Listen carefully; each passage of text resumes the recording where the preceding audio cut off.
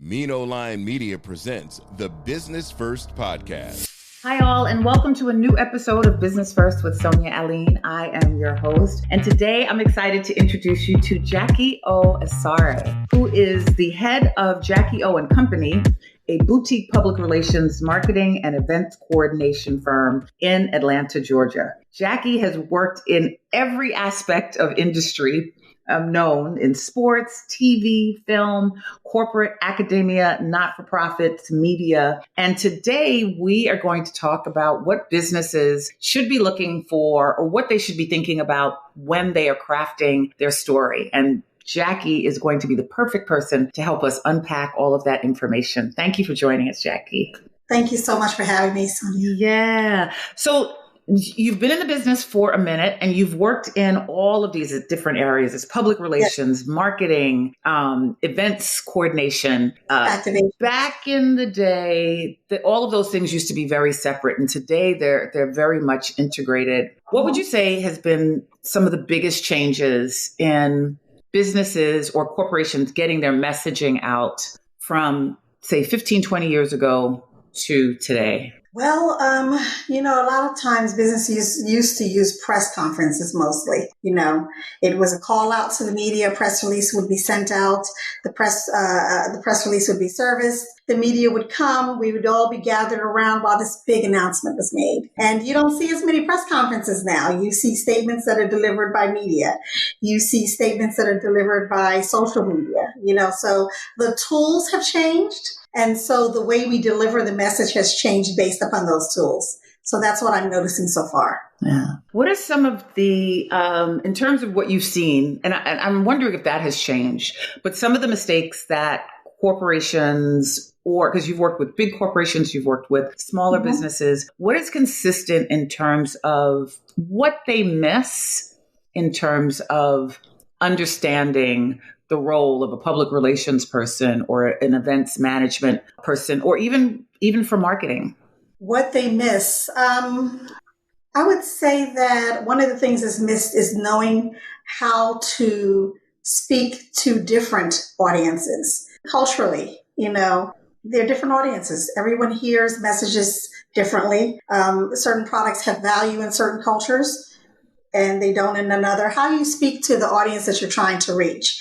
And how to tailor that message so it's multicultural, And when I'm saying cultural, I'm not just talking about ethnicity, I'm talking about nationality, age, etc. How you would communicate with a younger audience is different from how you would communicate to an older audience. So I would say that what is missing is sometimes there's a tone deafness that happens when people don't understand the audience that they're trying to reach out to.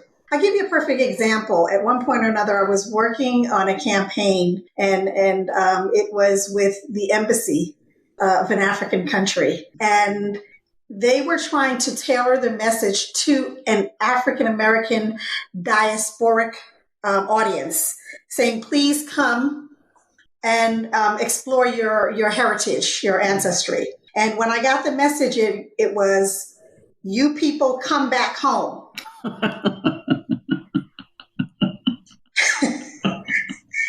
And as somebody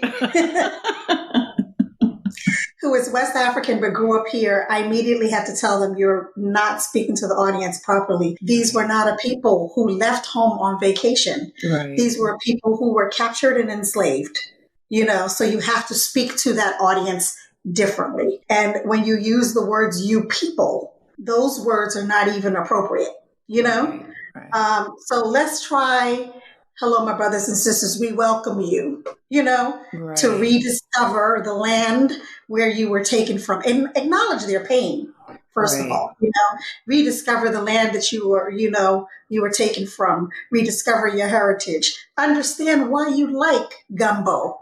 Let us show you what gumbo is like in our country. There's a more embracive way of speaking to the audience, so sometimes that tone deafness, that miscultural, understanding is something that companies miss. And so you bring up an important point that it's all of these things can happen intraculturally. It doesn't matter, and people can be part of a culture and think that they understand the language or understand how they should communicate, but totally miss the mark. Right, and certain words can be triggers for people. So when you say "come back to the land you left," to Black people who were, stolen from their land. Right. It just was the wrong messaging. So understanding who the audience is and how to speak to them, in a way that is graceful and welcoming. I was able to bring that in to that campaign because initially when I saw it, I said, "You're going on air to say what?" And once I explained it, and I guess I had a special, I was positioned in a special place where I grew up West African, but I wasn't, since I grew up here, I wasn't West African enough, but in my home culturally, African, where I wasn't American enough. So I had both ears on when I was hearing this messaging and said, no, this has to change completely. And this was coming from an embassy. Wow. So this was high level and they didn't understand that. Very high level. And because everyone around them was coming from the same space as, you understand? Mm-hmm. So when I did share, I said, we have to, I know that you know these things, but let me offer you a different way to hear what is being said. And when I did, they said, oh my God, we didn't intend for it to be. I said, that's what happens when you don't understand or culturally connect with the audience that you're trying to reach. So for people who recognize that they may need support or may need help in their storytelling and their messaging, I just wanted to break down some of the things that you offer. And so when a company needs public relations, what should they expect from a company that they hire? The company who they hire should first listen. It starts with listening. You have to come in and say, okay, what problem are we trying to solve? Who are you trying to reach? How are we trying to speak with them? And how are we making the product or the service relevant to the audience you're trying to reach, right? Mm-hmm. So before you start crafting a PR campaign, you really just have to listen and see where the client is at that moment, how they have been handling their PR if they have, if they've already started a campaign, what they would want to change. And then after the listening, then you can say, okay, I've heard you. This is what you're doing. Repeat back to them. This is what you're doing. This is what I'm hearing. This is where you say you want to end up. Okay, so here's the strategy that we need to use to get there. And how different is a public relations strategy from a marketing strategy? Because I feel for a lot of businesses, it's all one thing. And they're all related, absolutely. But what are the specifics for marketing that are different from public relations? Marketing and public relations work hand in hand. The marketing side is understanding the audience. Who is the audience? The age group, the gender, where do they live? How do they, you may even want to determine how does this community of people receive information. So marketing is, okay, does Sonia get her news mostly on TV, or does she go to radio more for it? Or is she an online person, or is she a social media person? Where does she live? And how do we reach her? That is the marketing strategy. Okay. And then under that marketing strategy, you're determining what mix of media, what mix of messaging needs to be put together to reach Sonia. That's the marketing side. The publicity side is once you understand the marketing strategy, then you're using that strategy to actually tell the story, pitch it to media outlets to get the exposure and information out there.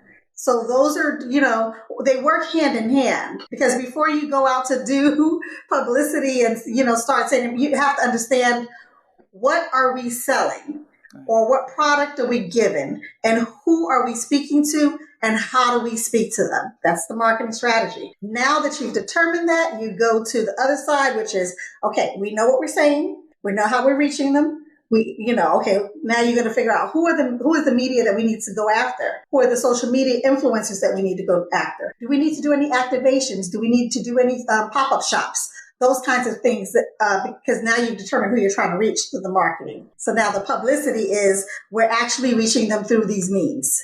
What would you say to people who are, and I do want to get to event coordination, but when you talked about influencers, it prompted another thought, because a lot of folks, and I'll say my age, when they are doing their social media, their whole thing is just get a young person. Like they just literally think, let me get a young person because they understand the tools and they're going to do the work. They don't think about whether or not a young person has expertise or like that's the criteria. Get a young person, right? And so what would you suggest again to people who are trying to boost their business and particularly who are struggling to embrace social media? You know, I have a dear friend who has hired someone to do her social media. And there are a lot of things that are off, but because she doesn't understand the importance or the mechanism for how this should work, she just figures that, you know, I got a young person. That's the best person. They understand the language and I let them handle it. Well, it depends on what again, that goes back to the marketing strategy, depends on what she's selling and the intended audience. You choose based upon that. So, for example, if I am trying to sell a new arthritis cream, I don't get a young person for that, you know, unless it's an athlete who maybe has torn a tendon or something, you know, that is even not arthritis, right? You know, so who is the end user? You want to show the end user how the product connects with them emotionally and practically. You know, so you use the right voices. So if you look at some of the ads now for certain drugs and prescriptions, you'll see the Fonz, Henry Winkler doing that ad because he's speaking to an audience of people that remember him as being cool. And he's still cool, but now he's my age, you know? Right. So yes, he can sell and talk to me about this product. Because not only do I see him as he is now, I still remember his cool factor, you know? If you try to use a younger person to do that same thing, it won't work, you know? Use the person who is the audience that would solve the problem, is what I feel should be done. Automatically going younger is not the right decision. However, if you're older, it is always good to have younger people around you. Absolutely. But give them the right job. You know what I mean? Whenever you have a team, you always have to make sure that the team is all positioned for success. You know, everyone has the right job.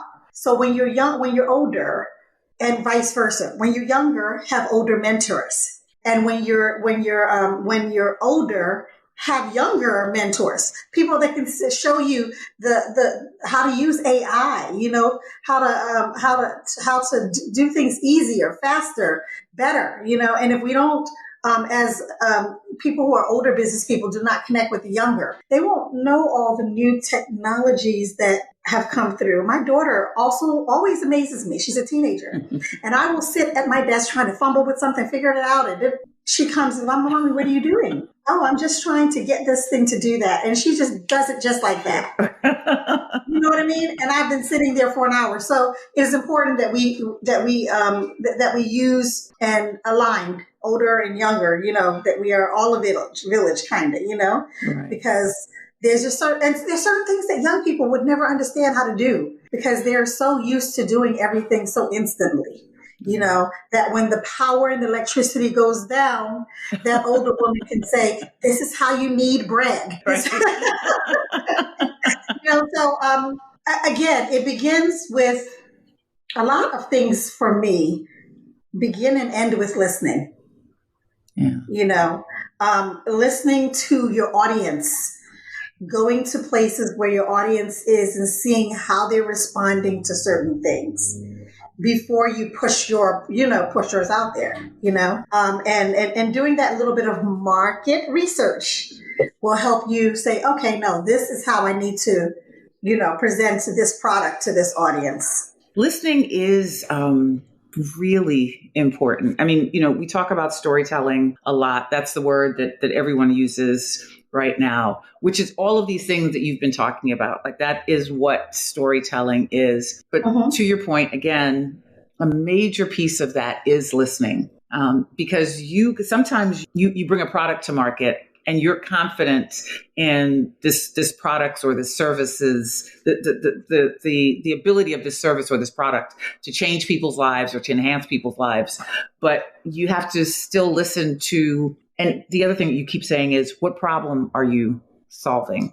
And sometimes those problems change over time. So you can start out solving one particular problem, but the problem changes. And so you have to be in touch. Yes. And also looking at what is not being celebrated, So I'll use Fenty as an example. When we looked at other makeup lines prior to Fenty, they pretty much had the same type of models. Fenty came in and you saw larger women and skinnier women, and you saw people with a big gap between their teeth and vitiligo, and you know what I mean? Somebody sat there and said, you know what, there's a whole lot of women who are not being represented by makeup brands and products. How do we get people who look like them to then be a part of the campaign? Because representation matters, right? Right. So you see somebody who looks like you and you go, hey, she's about my complexion. I think that they have my color. You know what I mean? Fenty solved that problem. People not being able to see themselves in a product or a service, and that comes from listening. You got to stop and listen and look and go, oh, wait a minute. So they're speaking to this group of people. So maybe I can go over here and speak to this group of people. Right. And now you've cornered the market. Now Mac is trying to, okay, we got to get some different models because someone finally stopped and listened to what the market was saying and said there's a whole lot of women who are not represented here, Right. So let's create this product and service to reach those people. And that comes from listening too. Right. And it gives you that competitive advantage. Yes, absolutely. Absolutely. So a lot of the event coordination you do, I know, has been for major brands and big brands. For smaller businesses, how can they use event coordination or event planning as a way to further their stories? Well, there's two different things you can do. You can find pop-up shops have become very, very, very popular, where you, especially for those who can't afford a brick and mortar, there are different corporations that have a day or a week where, let's use Black women, as an example of a market. They may have a week, buy from a Black woman inside Macy's, buy from a Black woman inside, different retailers. And these are stores that are not necessarily carrying this person's product, but they're there for a pop-up. But guess what? They're also paying attention to how that product sells, the number of women that are coming in there asking for it, TikTok has sold a lot of products from people seeing how something is used. I have bought many things, off of TikTok. Oh my goodness, I need to buy that to scrub my bathtub so I don't have to bend over. Oh, I need this, I need that. These little viral TikTok videos that show how problems are being solved, are perfect. And they're not, you don't have to be a big corporation in order to do very small things like that. Right. You know what I mean? Let's look at something simple as a school bag. Someone decided one day that these school bags were getting too heavy, so they should design one that has wheels that the kids can roll. Solving a problem, a basic problem, has created an audience, a market. You know what I mean? You look at someone like Slutty Vegan, who broke all barriers on how to market a restaurant. You know what I mean? From the name to the name of the different, you know what I mean? Yeah. So being creative also helps you break through the marketplace. And whether you're a small business or a big business, these are things that you can do. But introducing a product to an audience is one thing, but keeping them is another. The product just has to be good. it has to work. So before you start thinking about publicity, make sure that the brand itself is tight, you know, that because the other, and then also before you start doing publicity, make sure that you can handle the onslaught of business that'll come from that. Everyone wants to be on Oprah's favorite picks or, you know, whatever. And then she says your name and you're not ready. You're not ready. You know, so now people are complaining and saying they ordered something, they didn't get it. Or they ordered it and it didn't arrive. The presentation wasn't good when it arrived. So there's a process to this, you know. Make sure your product is ready and before you go out and try and, you know, and market it. And there used to be a time when you had to be a big business to do these things. But with social media as a tool now, you really don't. You have to have a good product and the right person to talk about it. Listen, Patti LaBelle is a major star, but it took some unknown person at the right timing. You're so right. Just before the holidays, with a big personality. He was not known to all of us. Yeah. Oh my God, it's Patty Pie. Ooh, you know, he was so exuberant that we all got excited, right? And ran out to get the pies. Yeah. And Patty didn't have to say a word. That's an excellent example. It's true because it's not like she was doing, I mean, she was probably doing okay on her own, but you're right.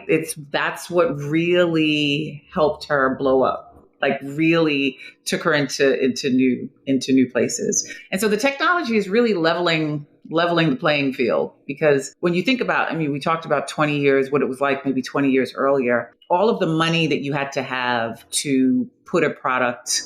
If you weren't fortunate enough to have somebody write about you, you had to do advertising. And advertising would have been so expensive at the time. If you had taken out an ad on television or wanted to do one in a magazine or in a newspaper, I mean, hence the classifieds, right? Those were like the inexpensive places where you could drop your product. Let's talk about something that's happening right now. Everybody has their boots on the ground. Everybody, where the fans at? Everybody's doing the fans. You see the video everywhere. Yeah. I got my boots on the ground. We don't even know who sings the song. That is so true. We don't see the artists. We see the dance instructors come on Good Morning America. Yeah, I did see that. Yeah. Mm-hmm. We see the little kids doing the wear them, you know, with their little fans and their little hips out there, you know. Yeah. we don't even. If you ask most people, you know, everybody knows the song. A lot of people know the dance. I still don't know it, you know. But if you ask them who sings that song, they don't know who sings the song. Yeah. So also when you start your publicity company as a small business, decide if you want the product to lead or you to lead. That's another thing with publicity, man. Sometimes excellent. People want to be the face and the celebrity of it. Mm-hmm. Good, but not good sometimes, you know. Let's use a hairstylist, for example. Hairstylist comes on, she does all this style. It's branded her. You come to the salon, she's not available. Right. That's an excellent point. You leave because, you know, you want it to be done by her because you saw her do it. It's the same thing as the Oprah effect. You know what I mean? Oprah's name was so big, you know, and then she tried to own, you know, and pull herself out of it and put, you know, all the talent she was nurturing out there. And it didn't work. You know what I mean? It needed her stamp. So as an entrepreneur or a business person, you will need to make the decision of what is leading, what is going to sell this brand the most. Is it me as a person, you know, or do I need to fall back and allow the brand, you know, or do I need to get an influencer as we talked about the Patty Pie situation? Certain things, the best viral are things when it's just authentic.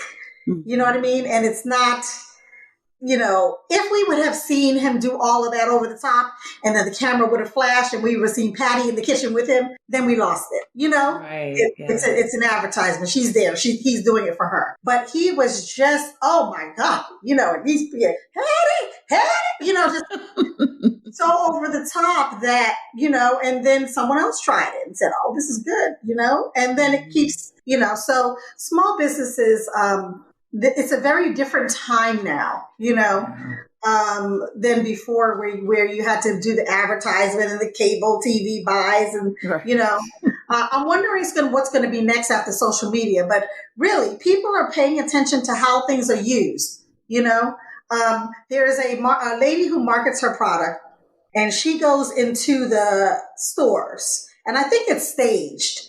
She goes into the stores and has people standing online, and saying, well, she goes and interviews them. What are you guys online for?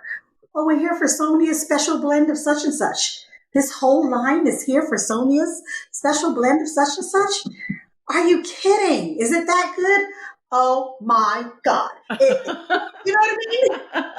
I haven't seen that one. Yeah. And then she tells, these people, or she does these little viral commercials where people are sneaking up in the aisle and grabbing 6 and 7 of them, looking around, putting them in their shopping carts. One person came and picked up the whole display case. And all of those things are very simple, very cheap things to do that are captured on video, put on TikTok that just shows, I better get out there and go get this product because it seems as though everybody's buying it off the shelf. That's what clubs do. They close the door and let the line form down the street, And what do? You go, oh my God, it must be really popping inside there. I got to get in there, Or you drive by a number of times a Broadway theater thing and you see all these people and, oh, it must be good. Everybody's there. So then what do? You go home and go buy, see if you can get a ticket. Yeah. So all of these things are very simple things that people are doing to create excitement around their brand. And then it sells. And then you wonder like, oh my God, what do they do to go viral? They seize the moment. It reminds me of Barbara Corcoran has this saying, and I think it's in the book that she wrote. Everybody wants what everybody wants, and nobody wants what nobody wants. So if there's an interest in something, whether it's good or bad, the fact that everybody's interested in it, that's what creates the excitement. And if nobody's interested, even if it's great, the fact that nobody's interested, it's kind of hard to move people through. And there are artists now who want to get on Jennifer Hudson's show just to do the dance down the happy place after. Yeah. And it's kind of funny because people are thinking about it. Like, okay, if I, as a publicist, book a client on the Jennifer Hudson show, they will ask me, oh my God, what am I going to do? What kind of dance am I going to do?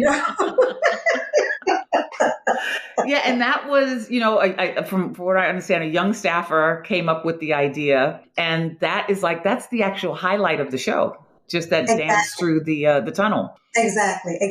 So what you just talked about is when you said activation and experientials. Mm-hmm. Those are activations and experientials. How small it is, how you can create something that'll create excitement far beyond the actual product.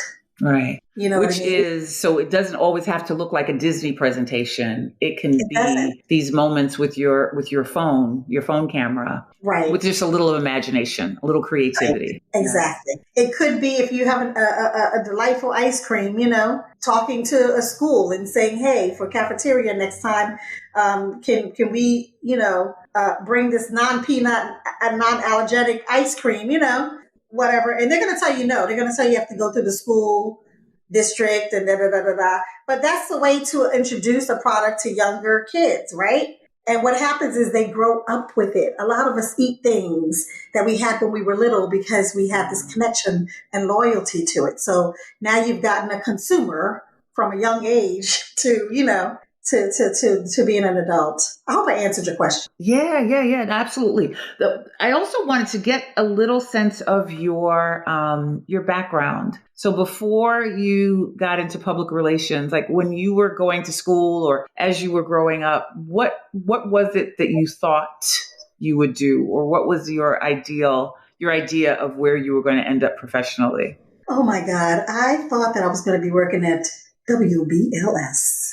Or wow. radio personality, but it's so funny that as a storyteller, there's always an element of storytelling, whether and an element of listening, right? Mm-hmm. So that was always a part of me. When I was very young, I wanted to be Barbara Walters, or at that time there wasn't an Oprah. I just wanted to be Barbara Walters. There wasn't a Diane Sawyer's. I would listen to Barbara and be like, "Oh my God, that was such an amazing question." Maybe and think of questions that It didn't feel like Barbara Walters wrote down her questions. It felt like she just asked them. And then here's that key word again. She listened. Yeah. And the follow-up question came from the one before. I just thought she was amazing, So I wanted to be my first thing that I wanted to be was Barbara Walters. And then I went to college, and some part of me felt like, I don't know if people will pay you to talk. So let me get my degree in psychology. And then I discovered, that either way, whether it's being a therapist, it's all listening. You have to listen before you can come up with a diagnosis, or, be able to say, I think it's this, or I think it's that. You have to listen, So professional listener became my next thing. So how can I listen and play music? Because I love music too. Mm-hmm. And so that's what made me say I wanted to become a radio personality, because I could listen, I could interview people on the radio show, and I can play music and just have an afternoon of delightful conversation with people, because I like to talk and I enjoy people, So that's what came next was, okay, I'm going to become a radio personality. I interned at 2 of the stations in New York City. I ended up doing some internships at radio. And as I mentioned earlier, I'm an African child. When I was interning in radio in New York, I was offered a job as the morning show producer as an intern. And my African mother, I was a junior in college. My African mother said, "You will complete school. Yeah. You will not take this job." I thought she was insane. Like, this is what we go to school for. This is what we work for. New York is the top #1 market. Are you out of your mind? Wow. And my mother said, "No, you have to go. I invest too much in Howard University. You have to go and get the degree. If they want you will get a job after you graduate from school." And I said, "It doesn't work that way, Mother. It does not work that way." And surely enough, it did not work that way. When I graduated from school, the station had changed formats. The people who were at the station when I was there were like, well, we don't even know if we're going to have our jobs, let alone. Oh, yeah. So I went to go work at a clothing store, Casual Corners on 50-something Street. Oh, I remember Casual Corner. Yes. I went to work at Casual Corner and I chose strategically the location because I still wanted to do something with music. So 55th Street, 5th Avenue or something like that was where Atlantic Records and the labels were located. Oh, yeah. So I figured I could go at lunchtime and interview, go at lunchtime and do this and do that. And like I said, I am someone who is a people person. I like people, mm-hmm. and I like to talk to people. It doesn't matter who they are, It doesn't matter whether they are, rich, poor, high profile, black, white, whatever. And this lady used to come into Casual Corners all the time, and she was always stressed customer. And I was always very pleasant with her. And I had my little book that I used to keep people's sizes. And I would call her and say, "Hey, Sonia, if you need something, I have the skirt you were looking for last week. If you want to come through, I'm holding it for you in a size such and such." And you would come. Wow. So one day she came to Casual Corners and she said, "What do you want to do with your life? Is this what you want to do, retail, or, I said, I'm looking for a job in music or a radio station or something, but I haven't been able to find one." And this is why it's so important to just be a good, kind person at all times to everyone. It doesn't matter, to everyone. Yep. She was in the fitting room and she passed her business card over the fitting room, and she was senior vice president of marketing at Atlantic Records. Oh, I had no idea. Wow. She was just a lady who would come in to the store, and every time she came in, she was rushed. I can't look at that. But I said, okay, well, if I see it, I'm going to hold it for you, Wow. and all of that. So what she did is, once I told her that, I literally sat on the floor like, I couldn't have planned this. oh my God, right?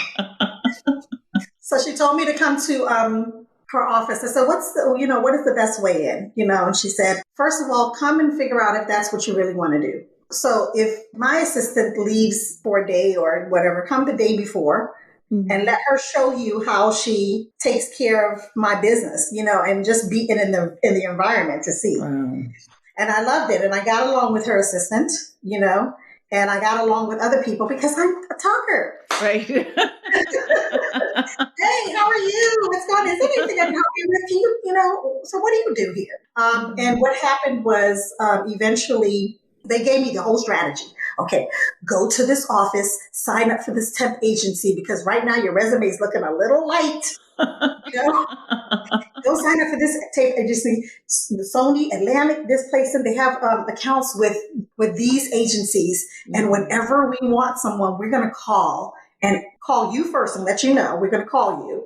And then we're going to call the agency and let the agency know that we want you to be the one to come. Wow. And that's how I got in, just through that temporary experience. But I came in and then I started to work as the HR people took a liking to me, and they didn't have any jobs that were in music. So they said, okay, why don't you go down and work in the telecom department? Who wants to work in telecom? But I did. And what it did for me is it put me in the building. Right. Absolutely. Where I could meet people. And working in the telecom department taught me that you can use a job or you can let the job use you. Yeah. So what happened with me is being in telecom, I had to speak to everybody's assistant because somebody's phone went down at some point or another. I had to, when someone was being hired, the telecom department set up their new extension. So I knew who was coming up in. I also knew who was leaving because their line would be disconnected. So those kinds of things happen. And you meet people and you make friends. And if you're efficient in your job and pleasant as an employee, what happens is they say, hey, I'm working on the top level in Sony chairman's office, but I heard you're really good, whatever. When I'm gone, will you come up in temp? So now I'm working in the top floor, relieving the assistant to the chairman of Sony Music. And that all came from relationships and being pleasant. I tried to be pleasant, and doing a good job. Doing a good job. But people always pay attention to how you treat them. Yeah. On their lower levels and their higher levels, So you can meet somebody in the cafeteria and just start talking and not know who they are. And not know who they are. And the next time they see you, they'll go, hey, Jackie, how are you? I'm fine. I still don't know who they are, And then somebody else will say, do you know who that is? Yeah, and then I'll find out and then I'll freak out, Oh my God, I had no idea, But that comes from my mother. That was the kind of the person my mother was. Yeah. She knew everybody. Wow. Whether it was the person in the building who cleaned up the building, the cleaners, when my mother passed and we had her funeral, there were almost 450 people at her funeral. Wow. And it was everybody. I mean, I'm walking down the street at Macy's and somebody's like, oh, you look like, are you Evelyn's daughter? You look just like your mom. Your mom used to sit here in Macy's because she went for the air conditioner.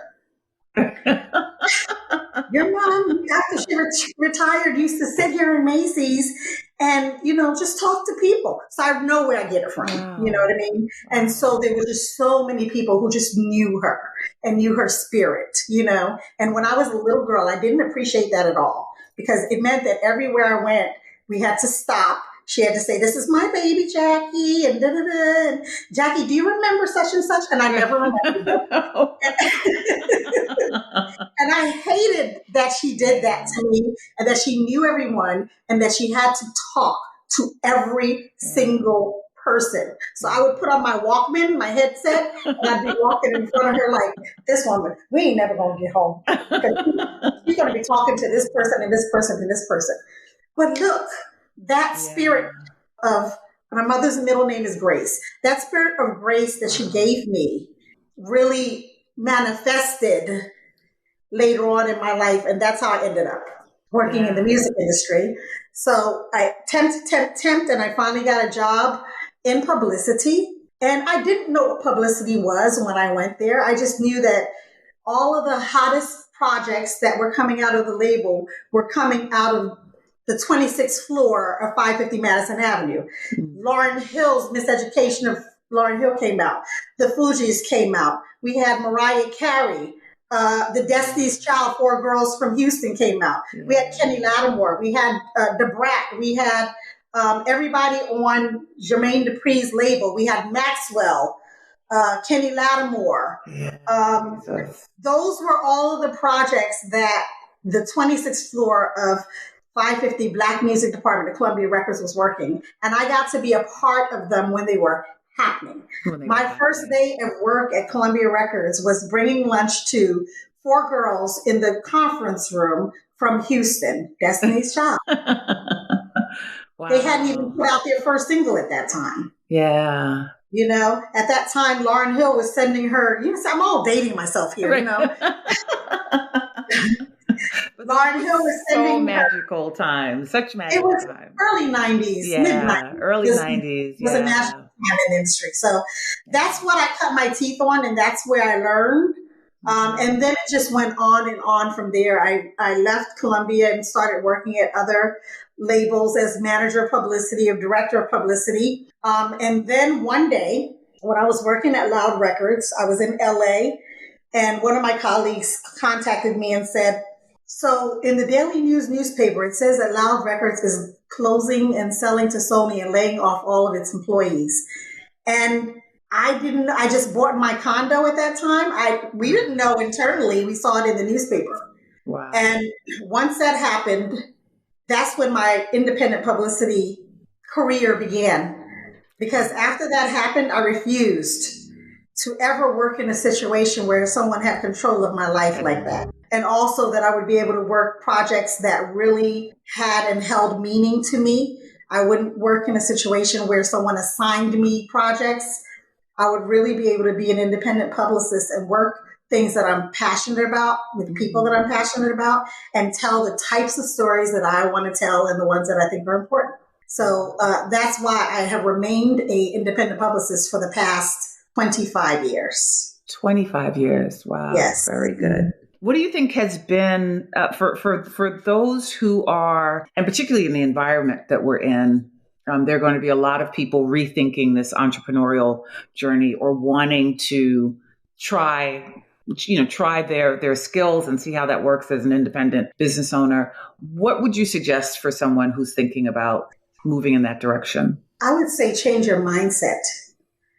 Being an entrepreneur is very, very fulfilling, but there's a lot of ups and downs to it, you know? One thing that I did that I didn't realize I was doing is everything's about mindset, you know? How you see the job you're in. When I was working at a label before I got laid off, you know, and, you know, I don't want to put religion in this, but spirituality for me is a big thing, right? So I was doing things that I did not understand. You know, for example, I worked late, so I bought a computer for home. I bought a machine at home. I bought a printer at home. I used my job to get the resources. I didn't just quit, you know, and start my business. I used my job to get the resources to have a fully set up office, right? I didn't know why I was doing it at that time. I just knew, okay, hey, let me get myself a computer at home. It was supposed to be because I was working late. So I don't want to work late at the record label office. Let me just get some things and put them at home so I can work from home. God had other plans. Right. You understand? So here I was just buying things and not realizing, when I got laid off, people were calling me and saying, "Oh, you want me to call this company, Def Jam, this place?" And I don't want to do that. I just want to work for myself. I don't know how it's going to happen, but I think I just need to not put my life in anybody's hands anymore, because the layoffs had nothing to do with you not doing your work properly, or, it was just, they were selling the company, And I just decided that no one I got didn't a heads up on it either. I mean, those things happened a lot, right? They would give the heads up went to the person who got the scoop in the news, but not to the people who were actually in the office. Yes. So going back to your question, find a way to make your job that you have now work for you. Mm-hmm. I'm unhappy in the job, but you're still getting resources from that job. Yeah. So use those resources to develop the brand, keep working and do that until you feel like, okay, this is solid, do all the things we talked about, the social media, all these things that are not in competition with your day job. Set yourself up so that when you do decide to make a move, you have used, you said that your job was using you. I'm tired, too many hours, this and that. Change your mindset and use the job to create the resources which will give you your freedom. Because if you think you ain't sleeping then, when you become an entrepreneur, you ain't going to sleep at all. Because those 2-week checks every week are guaranteed as long as you have the job. Yeah. When you become an entrepreneur, those candles may not sell. You know what I mean? Yeah, it's so true. And you are investing in the products to make the product, Mm-hmm. So find a way to use your job to work for you and use the resources from them. Maybe your coworkers will be your first customers, Right. So that's what I would say to that, because the dream of entrepreneurship is real. It feels so amazing. It's freeing. It's this, it's that. You know what I mean? But then when you cut the ties of that every two-week paycheck, and you really have to rely on that independent job that you prayed for, it can be rough. And there's going to be things that are going to be happening. Entertainment publicists, the strike, the actors' strike. Right. COVID happened. The fires in LA have happened. Yeah. All of those things have affected those of us who work in entertainment publicity, because those things may not be greenlit. Thankfully for me, I'm not going to say for all publicists, but thankfully for me, I don't look at publicity as just entertainment. I look at it again, going back again to knowing how to tell a story. Once you know how to tell a story and you understand how to market and how to find the audience, it doesn't matter what it is. The formula works. Exactly. It works. Yeah. So what is next for Jackie? What do you see in your future? I think that what's next for me is preparing myself to scale, because much of what I do relies upon me. Learning how to have my money work for me so I can be a little bit more free. Finding trusted assistants or junior publicists, etc., to handle work so that, again, I can be a little bit more free, because that's the part you lose if you're a solopreneur. You lose your freedom because everything is dependent upon you. I use candles as an example again. If you don't put the wick in and get the wax, it's not happening. But once you scale and you start to bring people in who can operate your business and run things for you, then you can open your lens wider and do more. So what's next for me is scaling. I'm glad you brought that up. That is something that we are interested in talking about here on the podcast, because to your point, I think in the beginning, a lot of people don't think about the how much work it is on the individual to get all of these things done. Mm-hmm. And it's not until you get burdened, or not until you have a crisis, or there's something else that happens, that you recognize that you can't be the sole operating system for a business. And so you're absolutely correct. Yeah. So that's what next for me is scaling. It is also embracing things that are beyond entertainment.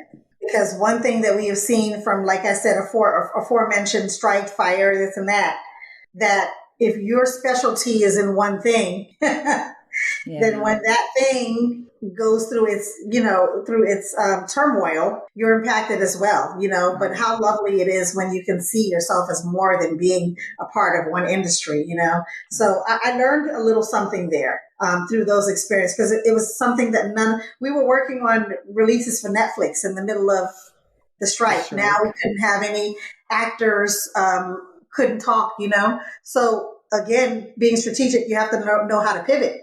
That's the other thing, is being able to pivot. Okay, so we cannot tell, again, back to storytelling and listening, we cannot tell the story anymore through the lens of the actors, because the actor's on strike. Right. Oh, wait a minute. The fashion stylist for the movie is not on strike. Let's get her to talk about the looks that she created for the film, so we can still promote the film, but through a fashion lens. Oh, wait a minute. We can't talk to the actor, but we can talk to the interior decorator who did this. And maybe we can secure a feature for her on Apartment Therapy, talking about what went into pulling together the scenes and, where they got the furniture from. And, oh, wait a minute. We can do a story that goes from the movie into doing a feature that features the Black African-American furniture designers or clothing designers that created the clothing for this. So you have to pivot and be creative, It's still publicity, right? Yeah. It's still publicizing the series or the film or the whatever, but using a different voice and a different lens, So that's also important in business, is knowing how to pivot and when to pivot. Thank you so much, Jackie, for coming and sharing such interesting insights. And you have my mind going. You brought up some really some examples that have taken me back, and the time period of the music industry and how connections were made. I remember that, when a lot of us were trying to get into the industry, it was through the temp agencies. Like, that's how everybody got in. It was through the temp. I had totally forgotten about that until you brought that up. But because we didn't have experience, we didn't have any experience. There was no long things on my resume that said this and that, But working at the temp agencies gave us our experience, gave us access, Yeah, it and sure once did. you had it and you were good, then you actually got the experience, Exactly. You had to type back then. You had to type a certain word per minute. Oh, you have to go in there and take the test and be 55. Yeah, there were so many things. Yeah, you would test it. But exactly. All of those things. But again, it is also still likability. Yeah. Yeah. Because those agents at the temp agencies do not send people back and forth who do not represent the agency well. You're so right. You know what I mean? Right. Oh, I like this person. She worked out great there. They had such great things to say about this person. Yeah. Jackie, are you available to do this longer stint over here? I even worked at MasterCard during, at the agency, and I made friends there too. They were developing something at that time called a chip card. I wish that I would have, another lesson I've learned is pay attention to the moments. I wish that I'd paid a lot more attention at that MasterCard gig, because what they were developing at that time, the chip card, there wasn't a Visa chip or, there wasn't anything like that in 1990 something, And so we were doing all these proposals for them to present the launch of the chip card in Australia. Who knew that globally everyone would be using no more cash, that everyone would be using cards, not credit cards, but debit cards with a chip on them. Oh my God, I just learned so many things. I didn't pay attention when I was working at MasterCard because I still wanted to work in music. I still wanted to do, it was just a temp gig for me. But there was so many things that I learned during that time. But even then, when MasterCard was moving from New York City to Westchester County or whatever, they offered me a job. hey, would you like to go with us to Westchester? I was like, nope, because I'm trying to stay here, right on. Trying to stay in the heart of music. Yes. An industry job. Yeah. Yeah. I want folks to hear what you just said about, being in the moment and paying attention in the moment, because even connecting to your spiritual sensibilities, everything happens for a reason. So every place that you are put, every encounter that you have, every experience, whether you think it's, you could use this or not, you were there for a reason. And so that's a reminder for me as well, like to really pay attention in the moment, because sometimes we like to say, well, I'm just biding my time here, or I'm just, I'm going to hang out here for a minute. But even in that hanging out, there are lessons and there are opportunities that that you were put there for a specific reason. So thank you. Yes, and people are encountering you in the moment too. And that's true as well. And they're remembering you, how you treated them, how you executed on something, and how you problem solve, how you handle crisis communications, all of that. They're paying attention. If you call me and say, hey, can we do this? And I don't call you for 2 weeks, that leaves an imprint on you. Yeah. Wow, she's not reliable. She's not responsive. Exactly. So when someone says, hey, do you know somebody? You're going to go, I know somebody, but she's not reliable. She's not responsive, because that was your experience with me. That was your experience. It's so true. So, thank you for all the insight, all the stories. Well, thank you for having me. Absolutely. And so we wish you all the very best in business and look forward to our continued conversations, either whether they're on the platform or off the platform, because I totally enjoy speaking to you off the platform as well. And thank you for this. Oh, thank you. I'm learning so much. I've already underlined communication is more than your branding and marketing experiences. It's everything you do, imply, and present to a customer, client, or associate that impacts their experiences with your company. This is what we've been talking about. Okay, so Jackie's reading from my book. Yes, exactly. Thank you so much. The Storytelling Business Journal. Thank you for supporting, and I'm glad that you're finding value in it. So I appreciate absolutely. That. Absolutely. Thank you. All righty. And thank you all for listening. We'll be back again next week with another great guest. Take care. The Business First podcast is hosted and produced by Sonia Aline. Executive producer Ken Johnson. Find the Business First podcast on Apple Podcast, Stitcher, Spotify, Odyssey, iHeartRadio, Amazon Music, TuneIn, or wherever you get your podcast. On social media on IG at business_first_podcast. Follow the Mean Old Line Media Podcast Network on IG at Mean Old Line Media. Get the Mean Old Line Media app in the App Store or Google Play.